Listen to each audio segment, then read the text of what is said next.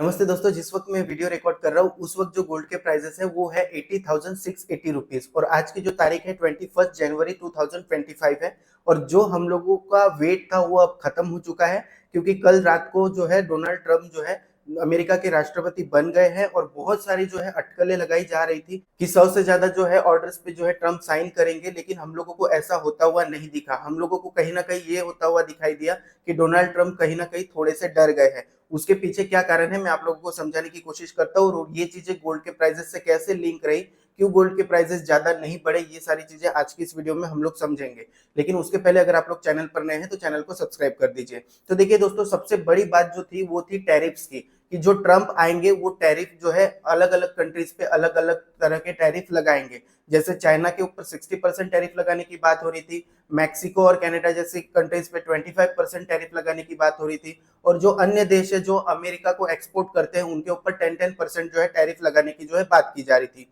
इसकी वजह से ये हो सकता था कि इन्फ्लेशन बढ़ सकता था, और इन्फ्लेशन बढ़ने की वजह से जो है हम लोगों को गोल्ड के प्राइसेस जो है बढ़ते हुए नजर आ सकते थे। लेकिन इसका हुआ उल्टा। जब डोनाल्ड ट्रंप ने जो है शपथ ग्रहण ली तो टैरिफ की उसमें जो है बात नहीं की, क्योंकि उनको हो सकता है किसी ना किसी ने ये कहा हो कि भाई आप जो टैरिफ टैरिफ टैरिफ की बात कर रहे हो ये भाषण में कहने के लिए तो अच्छी चीज है, लेकिन आप जब एक्चुअली इस पे जो है इंप्लीमेंट करोगे, टैरिफ लगाओगे किसी भी कंट्रीज के ऊपर, तो हो सकता है अमेरिका में इन्फ्लेशन बहुत ज्यादा बढ़ जाए और सिचुएशन आउट ऑफ कंट्रोल हो जाए।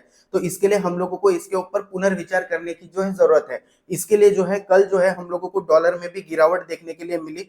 डॉलर जो है 110 के ऊपर जो है चले गया था, अब जो है वो कहीं ना कहीं 107 के आसपास जो है पहुंच गया है।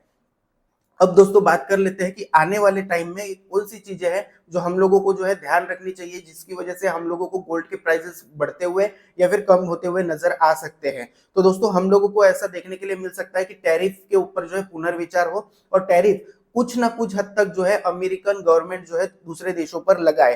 तो ये टैरिफ जो रहेगा, जब भी टैरिफ किसी कंट्रीज पे लगने की बात होगी तो गोल्ड के प्राइसेस मुझे लगता है वो बढ़ते हुए हम लोगों को नजर आएंगे। उसके बाद में टैक्स कट्स की अगर बात की जाए तो जो अमेरिकन जो जनता है उनके ऊपर जो टैक्स है उसमें कटौती की बात की जाती है, तो भी हम लोगों को इन्फ्लेशन बढ़ता हुआ नजर आ सकता है और गोल्ड के प्राइसेस जो है बढ़ सकते हैं। इसके बाद में जो है वहां पे ये कहा गया है कि इंडस्ट्री को जो है हम लोग डीरेगुलेट करेंगे, यानी कि एक तरीके से जो अपने यहाँ नौकरशाही कहा जाता है उसको जो है हम लोग वहां से खत्म करेंगे। तो इसकी वजह से भी जो है इन्फ्लेशन पे कहीं ना कहीं असर पड़ सकता है। जो डिपोर्टेशन मास में होने की जो बात चल रही है उसकी वजह से भी जो है गोल्ड के प्राइसेस जो है बढ़ते हुए नजर आ सकते हैं। और ऑयल प्रोडक्शन अगर बढ़ाने की बात की जाती है अमेरिका के अंदर, तो हम लोगों को गोल्ड के प्राइसेस सस्ता होते हुए नजर आ सकते हैं।